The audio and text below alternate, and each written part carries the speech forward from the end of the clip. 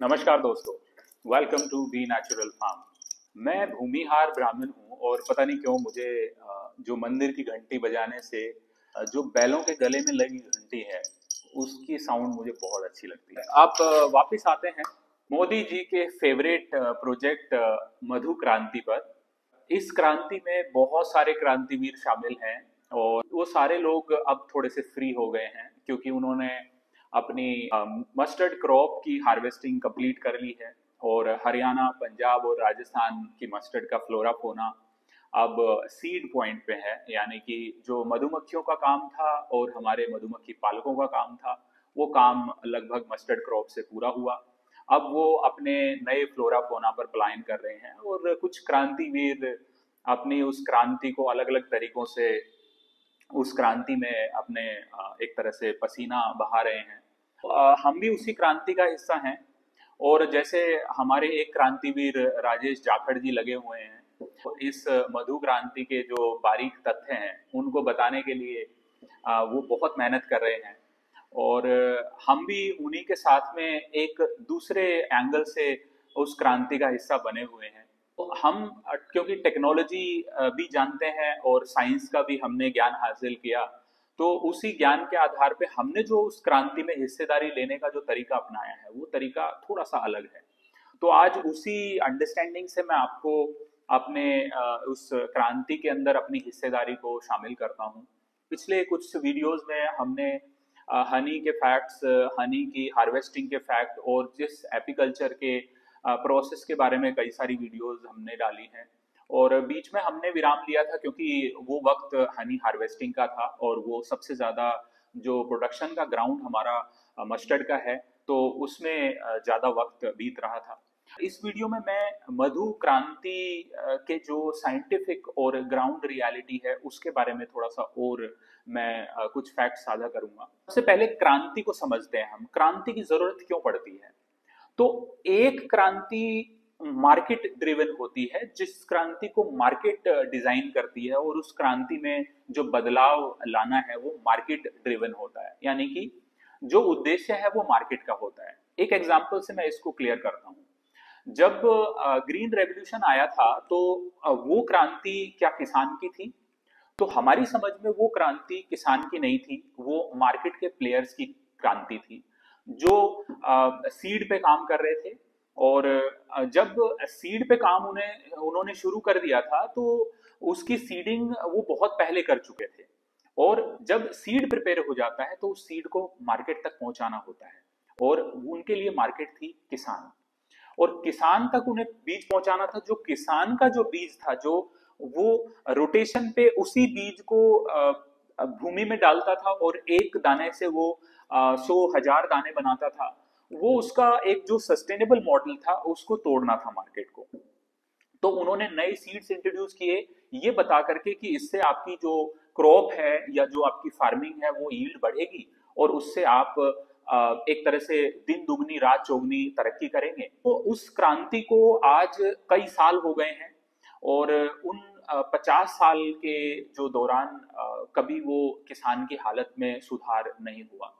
तो उसके पीछे हमने पता लगाया कि अगर इतनी बड़ी क्रांति शुरू हुई थी ग्रीन रेवोल्यूशन, तो उस रेवोल्यूशन में किसान को फायदा क्यों नहीं हुआ? तो फायदा इसलिए नहीं हुआ कि किसान की जो सस्टेनेबल जो एक मॉडल था उस मॉडल को तोड़ दिया गया था।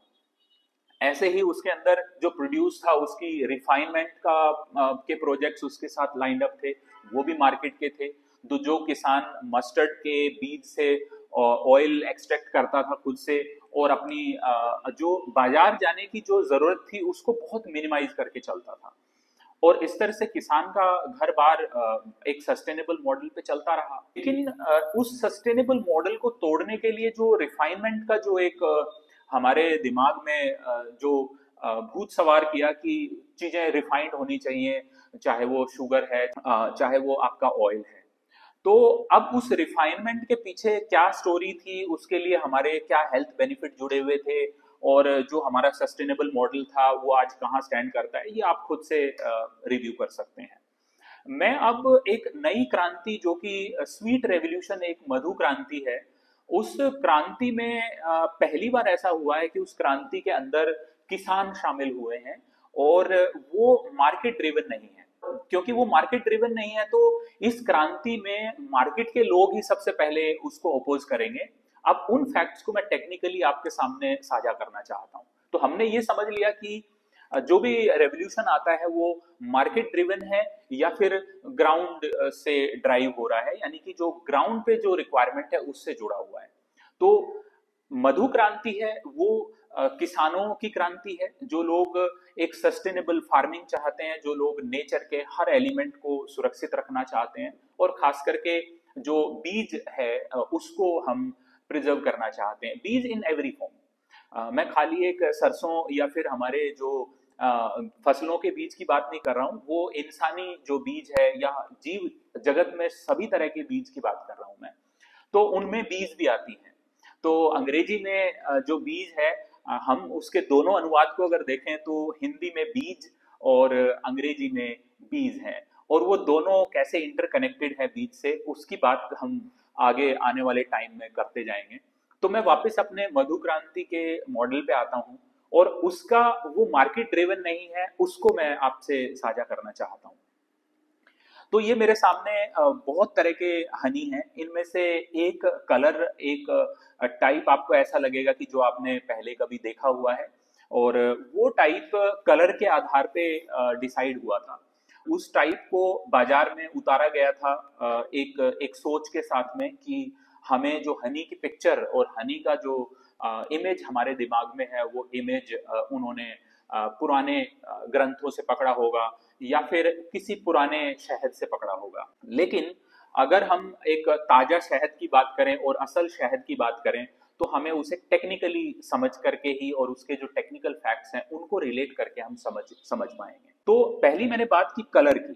तो हमारा जो एक आज सीइंग और बिलीविंग का एक मॉडल जो मार्केट का है, वो हमारे दिमाग पे, हमारे डीएनए में और हमारी आने वाली जनरेशन में वो बहुत अच्छे तरीके से ऐसा फिट बिठा दिया गया है कि अगर मैं मार्केट से टोमेटो खरीदने जाऊंगा तो मुझे वो टोमेटो बिल्कुल कलरफुल और एक शेप में मिलेगा, तो मैं ज्यादा उससे अट्रैक्टेड होऊंगा। और वो हो सकता है वो हाइब्रिड हो सकता है उसके अंदर न्यूट्रिशन वैल्यू 0 हो। तो वो अंग्रेजी जो एक मॉडल है, एक तरह से मैं कहूँ कि विदेशी मॉडल है, वो विदेशी मॉडल हमें अट्रैक्ट करने का है।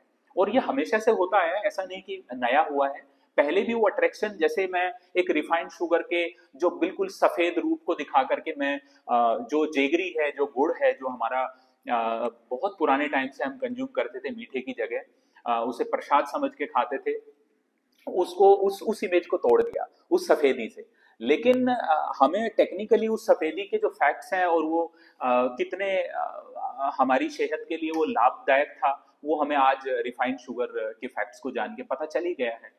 और उसी कारण से आज ये मधु क्रांति उस मधु के ही अराउंड घूम रही है, जिसमें मधुमेह भी है और उसके अंदर मधुमक्खियां भी हैं और उसके अंदर ये जो रिफाइंड शुगर का मॉडल है वो भी है। तो जो कलर ब्लाइंडनेस हमारी होगी कुछ इस तरह से होगी। उसका एक छोटा सा एग्जांपल और मैं ऐड करता हूँ। जब हमें बचपन में पढ़ाया गया था तो ए फॉर एप्पल हमें पढ़ाया गया, तो हमारे दिमाग में वो एप्पल की इमेज कुछ इस तरह की थी। अब वो ए फॉर एप्पल हमने इस तरह से पढ़ लिया, इतना गहरे में पढ़ा कि जब हम आंख बंद करके ए फॉर एप्पल करते हैं तो ये इमेज हमारे सामने आ जाती है।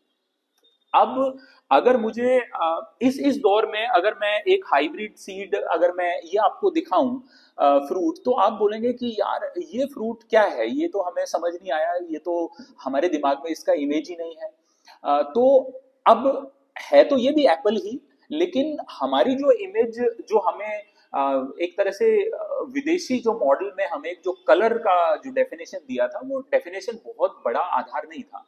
उसको जेनेटिकली मॉडिफाई करके कोई भी रंग दिया जा सकता है। तो मॉडिफिकेशन के बाद ए फॉर एप्पल जो हमें दिखाया गया था और एक इसके मल्टीपल कलर्स हैं, उनमें हम आज कंफ्यूज हो सकते हैं। और ऐसा हो रहा है, बहुत बड़े पैमाने पे हो रहा है। तो अब इन कलर्स की जो एक दुनिया है और एक जो फैक्ट है और एक मार्केट का मॉडल है, वो सारी दुनिया को हमने थोड़ा सा समझा है और उसी समझ को हम आपके साथ साझा कर रहे हैं। तो इसमें कंफ्यूजन नहीं है, इसमें वो क्लैरिटी है कि हमें केवल रंग भेद से हमें चीजों का कितना पता चलता है।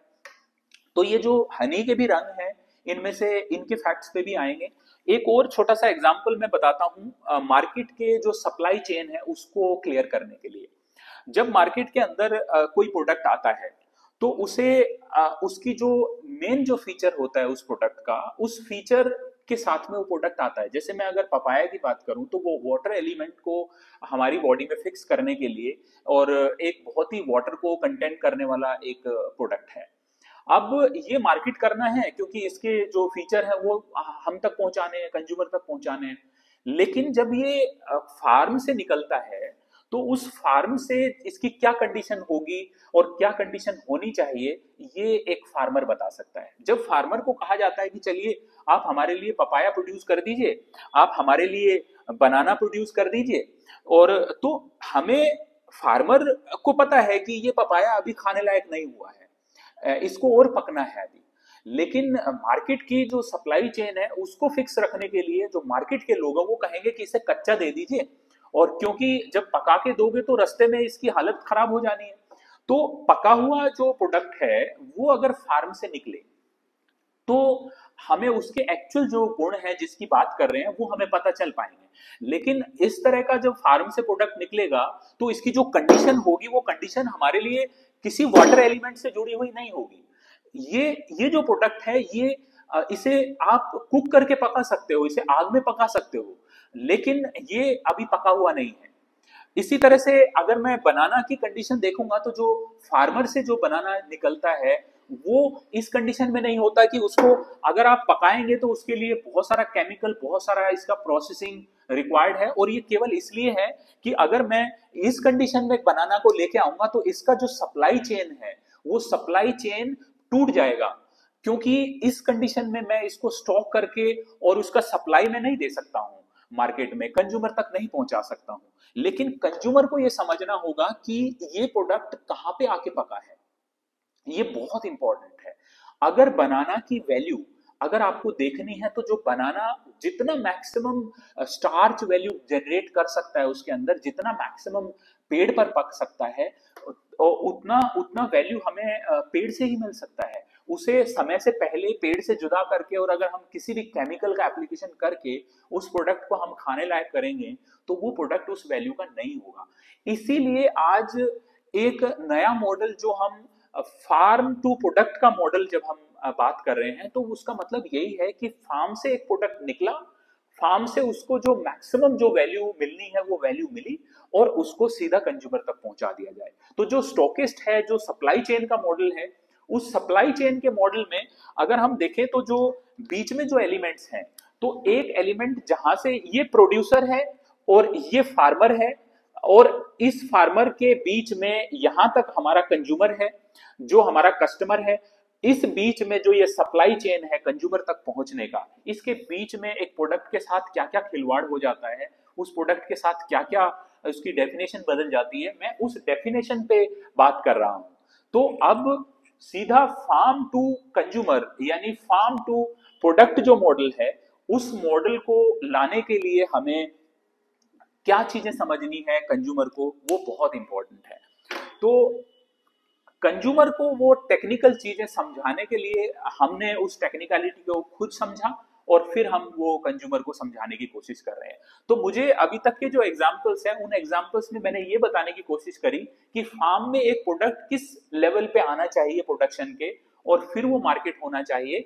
तो उसमें जो बीच में सप्लाई चेन के इश्यूज हैं वो हम बता रहे हैं। और जब मार्केट ड्रिवन कोई रेवोल्यूशन आता है तो उस रेवोल्यूशन को कैसे प्रेजेंट किया जाता है, उसका कलर, उसका थीम क्या रखा जाता है, उस थीम से भी हमें बीइंग अ कंज्यूमर बहुत सारी कंफ्यूजन हो जाती है।